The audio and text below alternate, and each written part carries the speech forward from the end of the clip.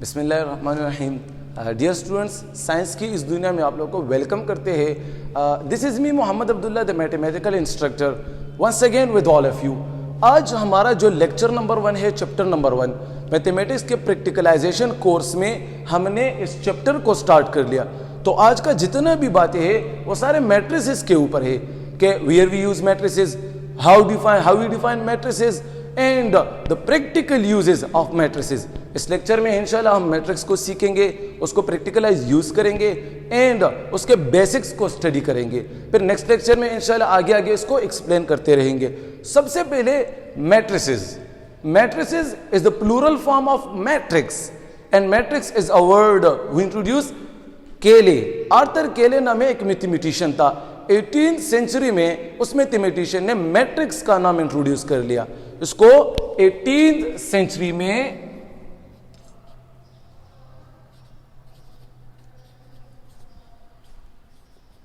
Arthur Cayley नामे एक mathematician था। उसने 18th सेंचुरी में मैट्रिक्स का नाम इंट्रोड्यूस किया। और अब बेसिकली मैट्रिक्स को हम डिफाइन किस तरह करेंगे? डिफिनेशन मैट्रिक्स का बहुत ही सिंपल है कि matrix is a rectangular arrangement of real numbers, यानी this is basically presentation of real numbers. Matrix हमारे पास बेसिकली ये एक रिप्रेजेंटेशन है, रियल नंबर्स को उठा के हम एक स्पेसिफिक डिजाइनिंग में उसको प्रेजेंट करते हैं। And matrices are used for presentation of numerical data. जब न्यूमेरिकल डेटा में हमारे पास कुछ रिजल्ट्स होता है, उसको प्रेजेंटेशन के लिए, उसकी प्रेजेंटेशन के लिए हम मैट्रिसेस को यूज करते हैं। सो इसकी डिफिनेशन को थोड़ा सा मैं लिख लेता हूं कि the rectangular arrangement of real numbers. Real numbers को हम अरेंज करेंगे रेक्टेंगुलर के फॉर्म में। अब रेक्टेंगुलर से क्या मुराद है? रेक्टेंगुलर से मुराद है, लेट्स सपोज मैं एक मैट्रिक्स को लिख लेता हूं 1 3 4 6 8 एंड 9। मैंने 6 नंबर्स की अरेंजमेंट ले ली, 6 नंबर्स को मैंने अरेंज किया। रेक्टेंगुलर का यहां पे मीनिंग ये है कि यहां पे ये 9 जो है, ये 9, लेट्स सपोज मैं इसको यहां पे कन्वर्ट कर लेता हूं। इस 9 को मैंने यहां पे ले आया, यहां से ये गायब हो गया। This is not in rectangular arrangement because यहां पे फर्स्ट जो लाइन है उसमें 3 नंबर्स है, सेकंड जो लाइन है उसमें 2 नंबर रह गए, तीसरा जो लाइन है उसमें 1 नंबर रह गया। तो रेक्टेंगुलर अरेंजमेंट का मतलब यह है कि फर्स्ट लाइन में जितने नंबर्स हो, सेकंड में भी उतने ही होने चाहिए। जैसे कि हमने पहले लिखा था 9, इस 9 को वहां से यहां पे वापस लाके ये हमारे पास अब एक रेक्टेंगुलर अरेंजमेंट बन गया 1 3 4 6 8 9। इसी तरह अरेंजमेंट हमारे पास होंगे, फर्स्ट लाइन में 6 नंबर्स, सेकंड में भी 6 नंबर्स, थर्ड में भी 6 नंबर्स। तो वो अरेंजमेंट हमारे पास फिर रेक्टेंगुलर अरेंजमेंट होगा। अब हमने रेक्टेंगुलर अरेंजमेंट कर लिया, उसके बाद हम इस नंबर्स को इनक्लोज करेंगे, इनक्लोज इन स्क्वायर ब्रैकेट्स। हमने अरेंजमेंट कर ली, नंबर्स को हमने अरेंज कर लिया, उसके बाद हम इस नंबर्स को क्लोज करेंगे स्क्वायर ब्रैकेट्स में। उसके बाद क्या करेंगे? इसको डिनोवेशन के लिए नाम देंगे। आया हमारे पास ये मैट्रिक्स कौन से नाम से पुकारा जाएगा? तो इसकी डिनोवेशन डिनोटेड बाय कैपिटल लेटर्स।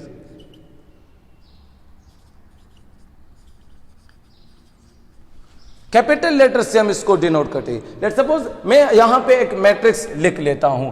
सबसे पहले कैपिटल लेटर में ए, मैंने ए उसको नाम दे दिया, इक्वल टू, उसके बाद मैंने स्क्वायर ब्रैकेट्स लगा लिए, ये हमारे पास स्क्वायर ब्रैकेट आ गए। इसके अंदर अब हम इसके अंदर अरेंजमेंट करेंगे। Let's suppose 1 4 9 0 3 8 2 1 again 0। ये अब हमारे पास रेक्टेंगुलर अरेंजमेंट भी हो गया। हमारे पास फर्स्ट लाइन में 3 नंबर्स है, सेकंड में भी 3 नंबर्स है, थर्ड में भी 3 नंबर्स है। स्क्वायर ब्रैकेट्स में अरेंज भी है और कैपिटल लेटर से हमने इसको नाम भी दे दिया। तो ये हमारा अब मैट्रिक्स पूरा के पूरा मैट्रिक्स रेडी हो गया। अब मैट्रिक्स के अंदर हम जाना चाहते हैं।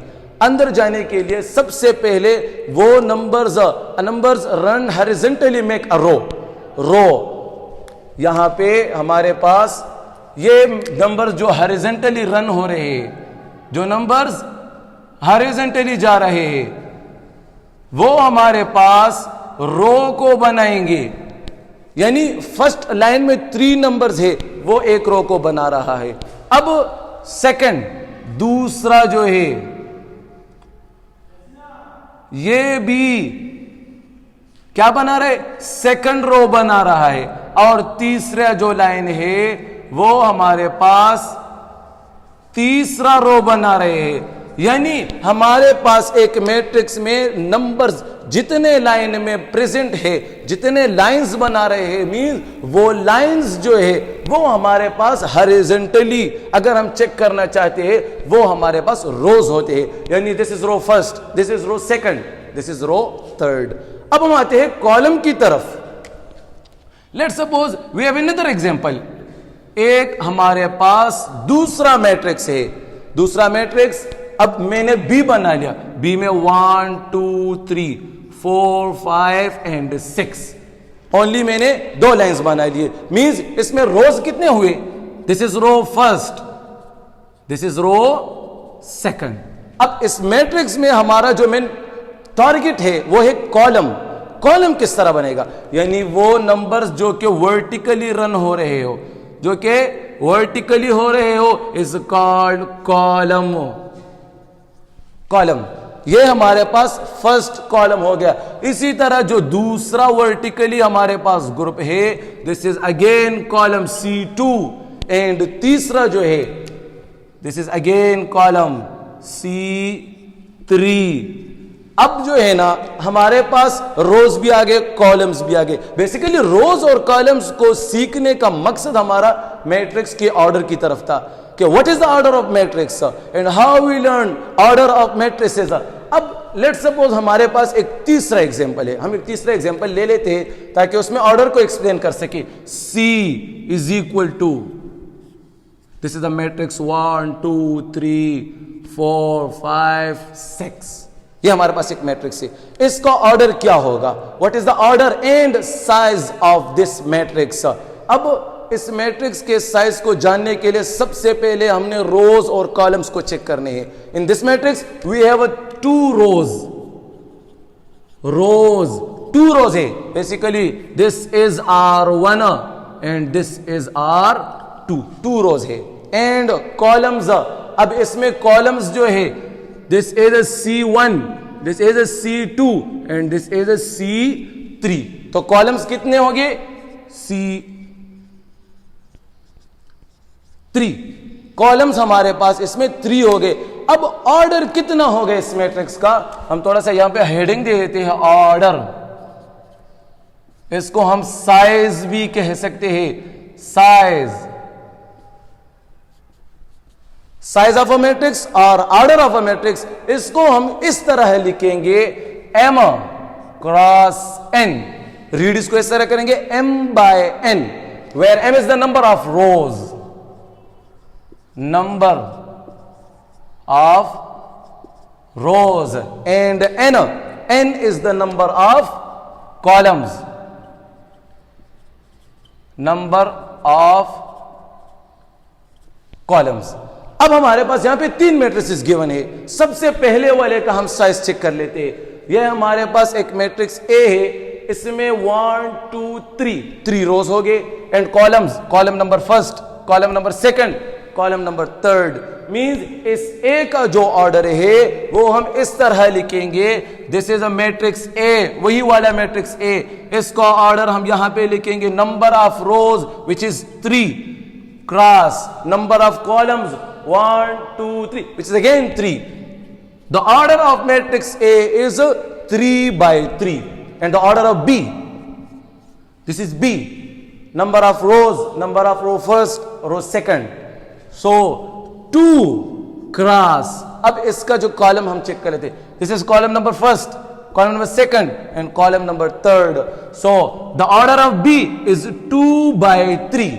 इसका जो ऑर्डर हो गया वो 2/3 हो गया. सी का चेक कर लेते हैं. This is C, number of rows, this is row first and मैं हाईलाइट कर लेता हूं, this is row first and this is row second. इसका रो नंबर ऑफ रोज हमारे पास 2 हो गए और नंबर ऑफ कॉलम्स जो कि ऑलरेडी डिफाइंड भी है. Number of column, this is first column, this is the second column and this is the third column. So the order of C is again 2/3, 2/3.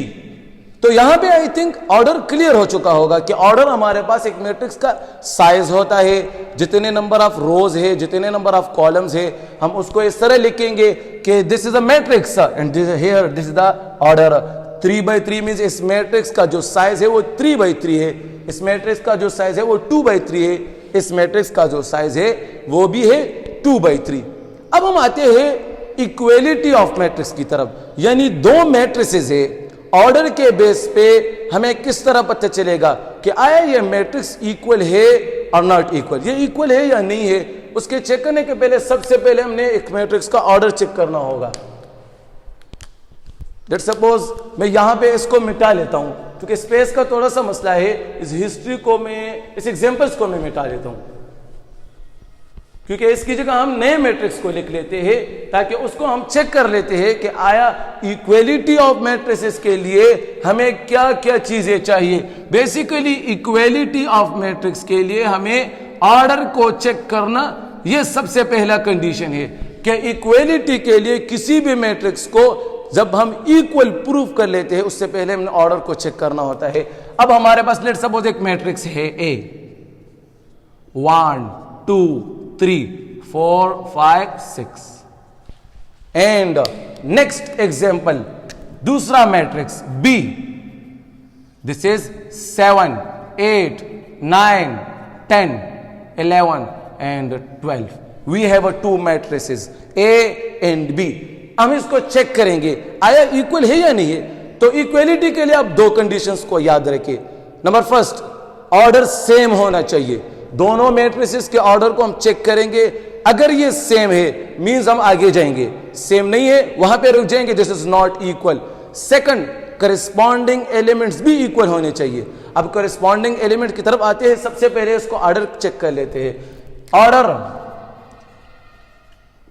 Order of A is 1 2 2/3 and the order of B is 1 2 3 3/2. तो 2/3 is not equal to 3/2 because इसमें number of rows 2 है, second में number of रोज 3 है, तो which is not equal. तो ये दोनों matrices हमारे पास ए नॉट इक्वल टू बी, ये हमारे पास इक्वल नहीं है. अब हम इक्वल बनाने के लिए दूसरे मैट्रिसेस ले लेते हैं. Let's suppose C and D ले लेते हैं. C is equal to 1 0 0 1. Let's suppose मैंने एक मैट्रिक्स, छोटा सा मैट्रिक्स ले लिया और डी के लिए ले लेते हैं. डी के लिए 1 3 4 5, अब सॉरी 0 0 1. जाहिरी तौर पे हमें नजर भी आ रहा है ये इक्वल है, लेकिन हम इसके कंडीशंस को चेक करेंगे आया ऑर्डर सेम है या नहीं है. सी का जो ऑर्डर है 1 2, number of rows is 2, number of columns is 2 and the order of D का ऑर्डर जो है वो चेक करें. number of rows 1 2, number of columns 1 2. अब दोनों मैट्रिसेस में हमारे पास जो है ना ऑर्डर्स इक्वल आ गए. अब आगे जाएंगे करस्पॉन्डिंग एलिमेंट्स की तरफ. ऑर्डर तो सेम आ गए मींस हम आगे जा सकते हैं इक्वलिटी में. आगे जाने से पहले हम करस्पॉन्डिंग एलिमेंट्स को चेक कर लेते हैं. करस्पॉन्डिंग एलिमेंट्स मीन एक एलिमेंट है फर्स्ट मैट्रिक्स में ये फर्स्ट पोजीशन पे है, वही एलिमेंट सेकंड मैट्रिक्स में उसी पोजीशन पे हो, यही करस्पॉन्डिंग एलिमेंट्स है. तो उसी पोजीशन पे यहां पे 1 यहां पे 1 विच इज सेम, यहां पे 0 second element is 0 which is same, third element and fourth. चारों के चारों एलिमेंट्स इक्वल आ गए, means C is equal to D। तो इक्वलिटी के लिए दो कंडीशंस को चेक करना होता है, एक ऑर्डर को सेम लाना होता है, दूसरा करस्पॉन्डिंग एलिमेंट्स को इक्वल लाना होता है। इसी के साथ साथ हम इंशाल्लाह नेक्स्ट लेक्चर में डिस्कस करेंगे कि मैट्रिसेस को हम यूज कहां पे करेंगे एंड मैट्रिसेस के टाइप्स कौन कौन से हैं एंड इसमें हम क्वेश्चंस किस तरह यूज करेंगे। हमारे साथ रहिएगा इंशाल्लाह, नेक्स्ट लेक्चर में हम इसको एक्सप्लेन करते रहिएगा एंड सब्सक्राइब करना ना भूलिएगा, लाइक और बेल का आइकन दबाइएगा। जज़ाकल्लाह।